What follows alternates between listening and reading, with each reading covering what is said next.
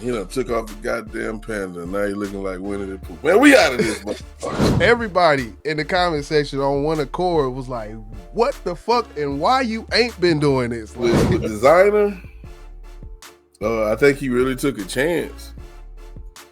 And it worked. Like, what's one thing that these artists are doing wrong today? He said they are afraid to be themselves. I'm rapping. I'm on the subway, the A train, in Brooklyn on every video I do. Like, Business Podcast. Okay. Yeah. Timmy. Panda. Man, we gonna chop it up. Desiigner, man, he's been releasing a lot of music lately. And to a lot of people's surprise, this music has not sounded anything like what he did prior with the Timmy Turner, with the Panda, with the... I got broads in Atlanta, just to lean the family. Credit cards in the scammers, hitting the licks in the van. Legacies, family, wait and see, look like a panda. That whole era of Desiigner is completely different from what we're hearing now. I just keep forgiving, A lot of soldiers falling like it's Thanksgiving, Timmy got a burner, he just keep wishing, Try to feed my family, live it, one mission. I'm America's baby, show me love. Hit the murder scene, I shoot no glove. And I don't know, when have we seen? Like, to me, I say, because I racked my brain trying to figure out when have I seen this before, and I can't remember a time when I've just seen this. Maybe in other genres, but hip hop, like that to boom bap, like I can't think. I try my best to defend him, like he's not the first person who did it. But when you sit down and really think about it, this is just something that I've never seen, bro. I'm not mad at it though, bro. I'm really not. Yeah, and that's the thing, because I'm actually listening to his music now, which before I never did, and I can't help but the first word that pops into my mind is gimmick, as far as how he came out, and that's the only thing. Like, is this the gimmick we're seeing now, or is that the gimmick that we seen then? No, I wouldn't say somebody will wait in the latter part of their career to now use or pull a gimmick. I think the best place to do it is in the beginning. Wait and see, look like a panda, going out like a Montana. I.e. 50 Cent. Whether you believe take it there or not, this whole industry was his way of getting recognized and getting noticed. Do you call it a gimmick? You have to. Because if you're not beefing with everybody till this day that you snapped on, that was a gimmick, right or wrong? It looks like that. That perspective is, I would say that's a plausible perspective. I don't think you like it though, but it's how I see it. You hear a lot of up and coming artists. You probably heard some of your homeboys that rap say, I'm gonna diss the whole game. Right. Why? Because they feel like that's a way of getting your name recognized. You know what I'm saying? So, with Desiigner, I think he really took a chance, and it worked. It worked, bro. 6 million subs. I don't know what happened, but I guess I know he did say after Takeoff, he said he was done with music. He said he was done with music after that, and he was all online crying. If you look it up online, you'll see it. He was crying and all this, and as years passed, and then you bring this to my attention, I'm like, I don't know who this guy is. Yeah, and the thing about it, when you say the best time would be in the beginning, I don't think he would, if he didn't come out. And the thing is, he didn't, like 50, what you said, 50, like he came out almost impersonating another rapper that was hot. I think that's almost the wildest part is that was his gimmick to impersonate someone who's already out and popping. Hitting the licks in the van, legacies, family, wait and see, look like a panda. So I for that, all these people that's listening now, you see these comments. I was just reading some of these comments on here, and you know, Desiigner opened my eyes, and I've never listened to Desiigner before, but this shit here, his comments is flooded with those kind of comments, and I can't help but think if he came out rapping on these boom bap beats with all of these metaphors and lyricism, nobody would have gave a damn about no damn Desiigner. Would you? I don't think. I would if I knew who he was and he was doing what he's doing now. Yes, of course I would. But would he have 6 million subscribers? Like that subscriber base he got is not because of bars and lyricism. That subscriber base is from Timmy Turner and Panda. I get where you're going with it, and I have to agree with you because of how we feel that the industry, it doesn't show the same love and respect to lyricism like it shows to just whatever you want to call it. I'm not gonna call it trash music. The other music, you know what I'm saying? So I can't argue with you, but we just had a conversation. I ain't gonna go deep into it. You said if MJ played in the era where there was no legal defense, right? But we will never know how he would have played. Same goddamn thing with Timmy Desiigner. We just don't know because there are some lyricists out there.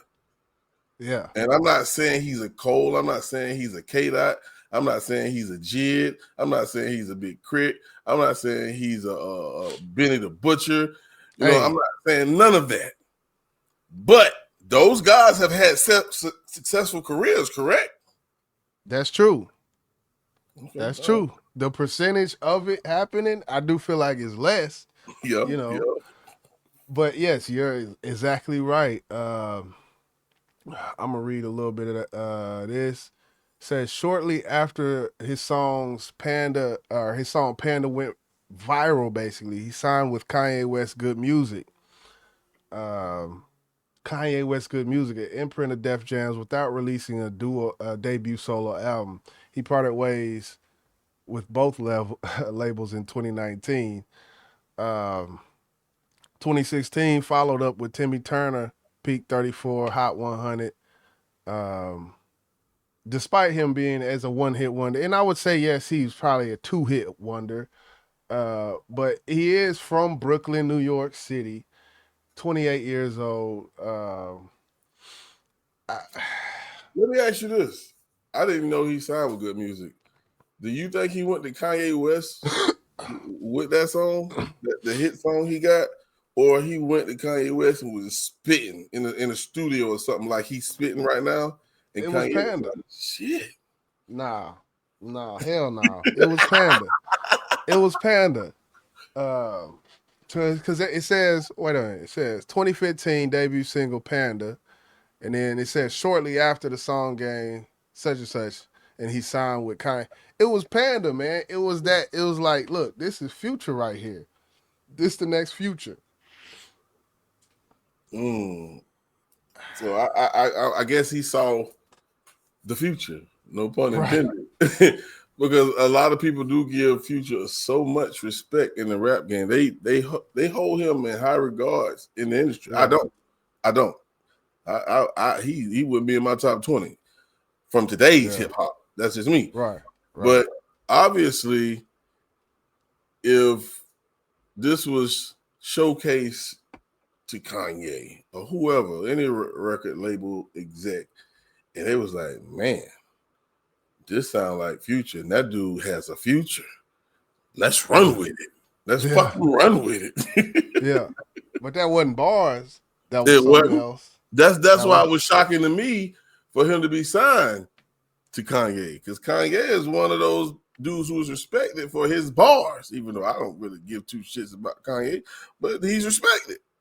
Well, yeah, he's respected, and even if not his bars, he's known to work with lyricists. That's how he came up working with the Jay-Z's and Cam'rons and shit, and the people who.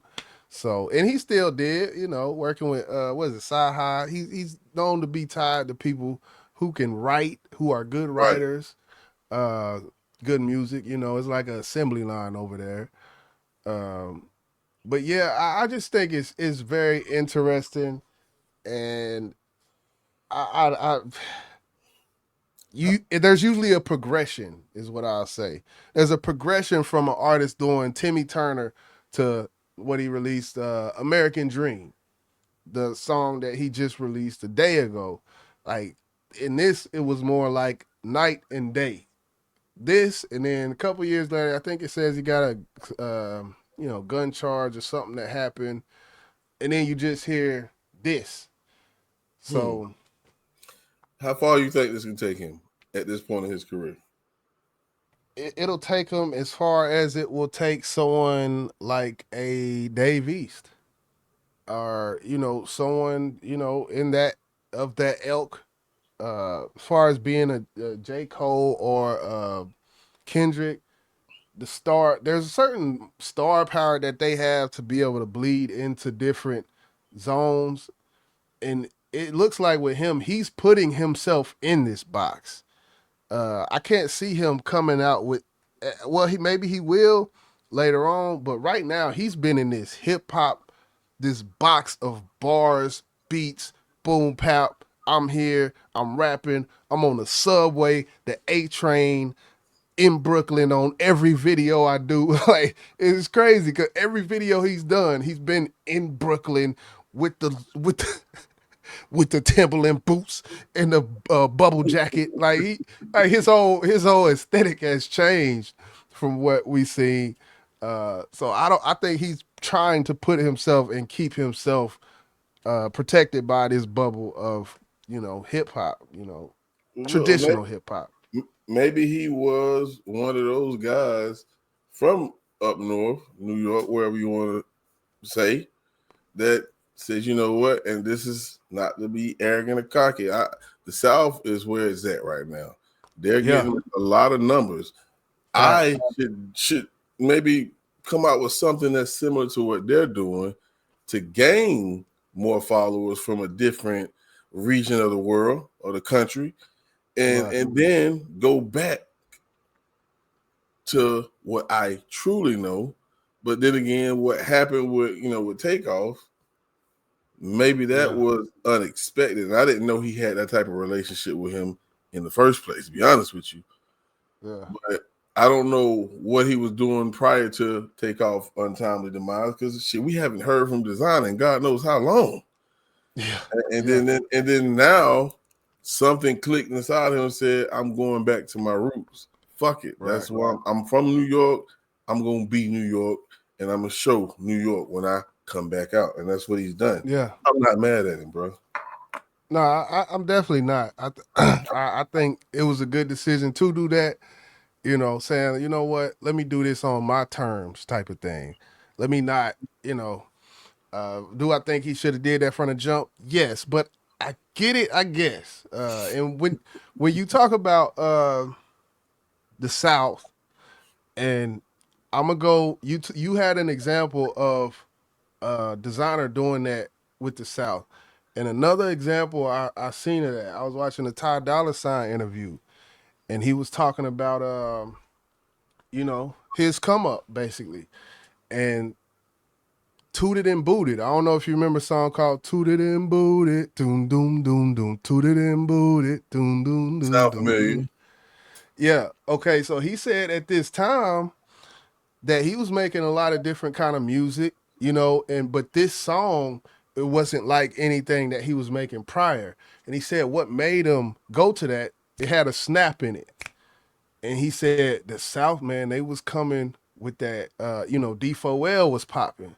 And he seen the effect of playing a D4L song. He said something like he was somewhere in the studio and they played that D4L and the girls got up, and he just seen the energy kind of shift. And he's like, man, I gotta tap into this. And he made, because Ty Dolla Sign is a producer, and he made the beat for Tooted and Booted. YG was he was doing like jerk music or something, and I guess YG got on it, and that was his first big hit type of thing, and that came influence from the South. So I just wanted to bring another instance of that because it did happen, man, at a certain point. So yeah, it happened from several codes. I think one of Jay-Z biggest songs or features was Big Pimpin'. Of course, that was huge for him, and I think it really helped his career. You'll hear a lot of people from the South say they don't listen to Jay-Z. That's cap. That's fucking cap. I know I listen to him, and I know I'm just one of a few many, but Jay-Z, he's respected. We've seen this. We've seen that with Meek Mills, with Around Here. Meek Mills is New York, nigga, and he on the song with T.I. and Trick that, and actually Jay-Z didn't want that shit to happen. But he was like, nah. You talking about Memphis Bleak. Memphis Bleak, who I said? Yeah, Meek Mill. Meek Mills, I'm sorry. Yeah. Memphis Bleak. Yeah, I knew what you were talking about, though. Yeah, sorry about that. But Jay-Z didn't even want him to do the song, but that was one of Memphis Bleak's biggest goddamn songs in his career. Probably my favorite, hands down, Memphis Bleak song. So yeah, I mean it happens. I think it's just from designer perspective. It's shocking from the audience, and that's what you see in his comment section. It's just people like, the mind blown emojis and shit. I remember the first one he did when he came back. That's all you seen was mind blown emojis. People like, what the fuck? Like everybody in the comment section on one accord was like, what the fuck? And why you ain't been doing this? Like, so it's dope though. I ain't mad at it, Yeah, and one thing Bismarck, I always say, and I always go back to this, God bless his soul, is he was in I think he was in Rap City, the basement, and he was just DJing, and Big Ticket asked him, like, what's one thing that these artists are doing wrong today? He said they are afraid to be themselves. You never know what the game is missing. A lot of people like taking other people's blueprint and try to, somewhat make it theirs, when who you are, true to yourself, who you are, is what the game is. Just think about it. We would have never heard no country grammar if Nelly was afraid to be himself. We would have never heard no Eminem if Eminem was afraid to be himself. K-Dot, Andre 3 Stacks. These are people that, like, I'm going to take a chance on you. Erykah Badu, Lauryn Hill, Missy Elliott.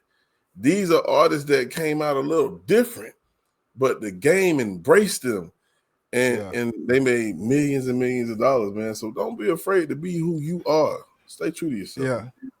And you know what, your boy Tip, man, he said something that I thought was powerful on that. He with the Expeditiously with PSC. I was just watching that, and or may have been not him, may have been Mac Bone. I don't know who it was, but said, they was talking about everything where everybody sounding the same type of thing. And he was like, well, shit, if everybody sounding the same, and you do, it's just easier for you to stick out because you're doing something different. So that's another way to look at it, Yeah. So yeah. Stick to who you are, man. Stick to who you are. Stay true to yourself. I'm very interested to see how far this goes for Desiigner. You never know. We seen what happened with Killer Mike. He revitalized his career at the latter part of his career. Not saying he switched up anything, because he didn't. So it's never too late to put out a goddamn hit, man. I'm thinking a Joey Badass feature or something, for the kid Desiigner, man. I'm thinking something like that, man. Get you a Joey Badass feature and y'all bar out for a good, I always go to Benny anytime I'm always any East Coast artists that I feel like they need a feature. I'm always gonna say Benny first, but yeah, Joey, that'd be dope, say man. Benny first? Benny? Not your boy? Well, you talking about Freddie Gibbs? He from the Midwest, so I claim him. I claim him as my own. Okay. So. Well, he sure got a flow like a goddamn New Yorker, bro. God damn. I didn't even know that. Yeah, he from Gary, Indiana, the home of Michael Jackson. He had y'all knew that. Hey man, that's yeah. Great. He's a great. But yeah, man. Salute the Desiigner for waking up and going back to his roots, man. Yeah. I ain't really got too much else for it though, man. Let us know in the comment section how y'all feel. Was it a gimmick? Was he being faked in? Is that some fuck shit when he was doing that shit? Was that some fuck shit he was doing? And can we hold that against him now? Let us know in the comment section. You can answer that as well in conclusion as we ride out. Took off the goddamn Panda. Now you're looking like Winnie the Pooh. Man, we out of this motherfucker.